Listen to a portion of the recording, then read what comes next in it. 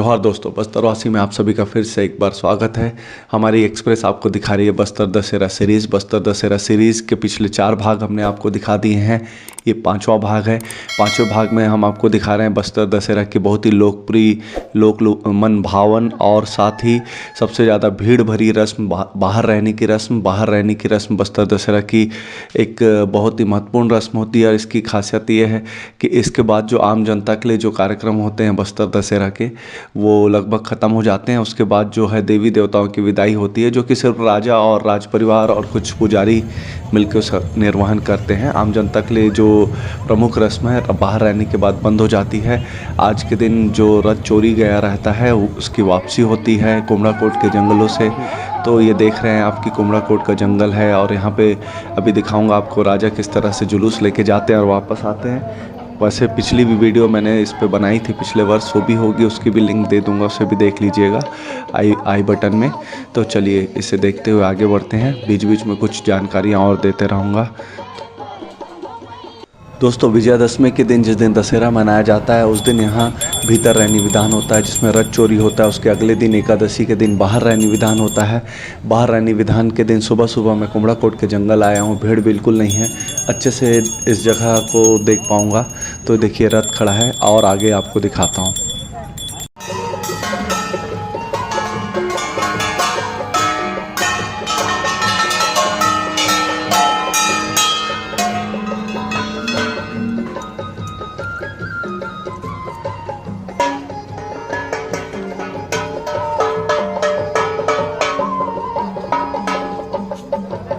परगना है दादा? कोमड़ापाटी परगना। अच्छा, अरे ये दादा कोमड़ापाटी। अच्छा, दोनों उपनपाल एक ही परगना एक ही परगना है।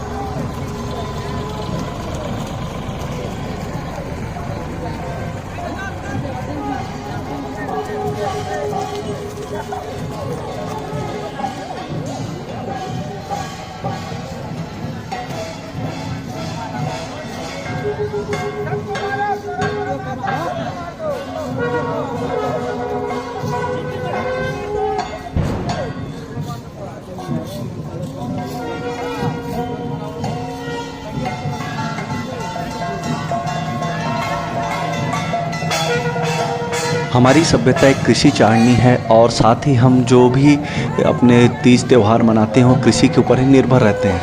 ये समय रहता है फसल पकने का और इस समय नई फसल भी आगे रहती है कहीं कहीं। तो ये जो बाहर रहने की रस्म है बस्तर के संदर्भ में, प्राचीन काल में इस समय फसल पक जाया करती थी और ऐसा है कि नया जो नवान्न आता था उसको भोग लगा के देवी को लगाने का ये समय रहता था। तो बाहर रहनी रस्म भी मूलतः नवान्न देवी को ग्रहण करने की है। उस पर एक रिवाज ये जुड़ गया है कि काफ़ी पहले किलेपाल परगना के माड़िया, जो कि बस्तर के दशहरा में अपनी एक भागीदारी चाहते थे, उस हेतु वो नाराज़ थे और उन्होंने राजा के रथ को सिंगड्योढ़ी से चुराकर नदी की तरफ वो भागने लग गए। रास्ते में नदी के किनारे दलदली क्षेत्र होने के कारण कुमड़ाकोट में रथ फंस गया और उसके लिए राजा ने उन्हें क्षमा याचना जब उन्होंने की तो माफ़ भी किया और उसे त्यौहार के रूप में मनाने लग गए। राजा आते हैं, यहाँ नवान्न खाते हैं, साथ ही अपनी जनता के साथ वापस जाते हैं। किलेपाल परगना के माड़िया ही इस रथ को खींचते हैं, कोई और नहीं खींच सकता। तो ये परंपरा बन गई और काफ़ी सुंदर परंपरा है, सबसे भीड़ भरी परंपरा है। और इसके बाद लगभग बस्तर दशहरा का समापन हो जाता है।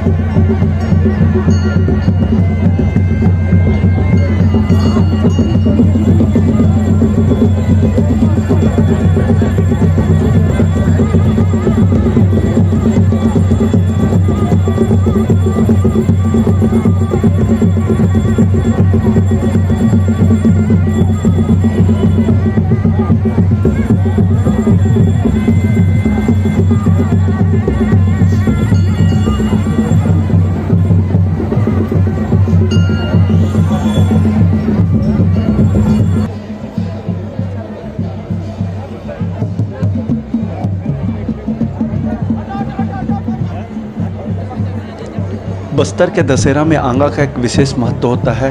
ये हर मेले मड़ई के एक विशेष कर्तव्य अधिकारी जिस भूमिका में रहता है, लगभग वही भूमिका इनकी होती है। और दशहरे में लगभग बस्तर के सभी आंगा आमंत्रित होते हैं और वो आते हैं। दोस्तों, बस्तर में विभिन्न ग्रामों से आए देवी देवताओं के लिए जब उनका आह्वान किया जाता है तो एक अलग धुन बजाई जाती है जिसे कि पाड़ कहा जाता है। जैसे मौली माता के लिए एक अलग पाड़ बजाई जाएगी, दंतेश्वरी देवी के लिए अलग, या किसी आंगा देव के लिए अलग पाड़ बजाई जाएगी। तो इस तरह से उनका आह्वान किया जाता है, तब उनका आगमन होता है और तब उनकी पूजा पद्धति चालू होती है। मैं अलग अलग वीडियो में अलग अलग जो धुन दिखाया हूँ, ध्यान से सुनिएगा, सबकी धुन अलग अलग है।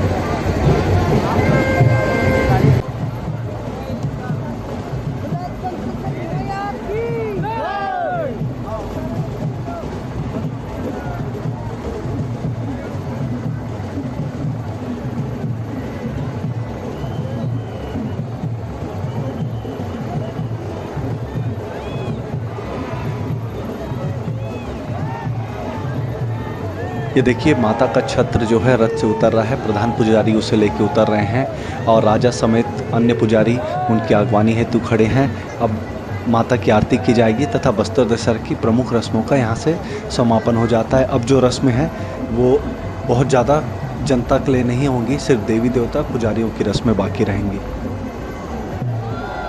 दोस्तों मैं क्षमा चाहूँगा क्योंकि वीडियो काफ़ी लंबी बनी, काफ़ी एडिट किए, काफ़ी कट करने की कोशिश की, लेकिन उसके बाद भी वीडियो इतनी लंबी बन गई। लगभग 22-23 मिनट की वीडियो बनी है, लेकिन बहुत ही रोचक है। पूरा देखिए आप, लगभग बाहर रहनी पूजा विधान को आप समझ जाएंगे कैसे होता है और कब बहुत ही खूबसूरत है बस्तर दशहरा। जब भी आए, मौका मिले ज़रूर आइए, एक बार आप बस्तर दशहरा देखिए।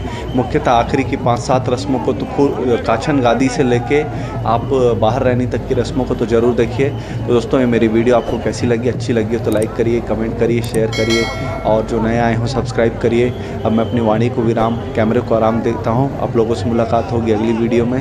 तब तक ले जय बस्तर, जय भारत, जय माई दंतेश्वरी। और दशहरा में फिर अगले वर्ष मुलाकात होगी, तो तब तक ले जय माई दंतेश्वरी।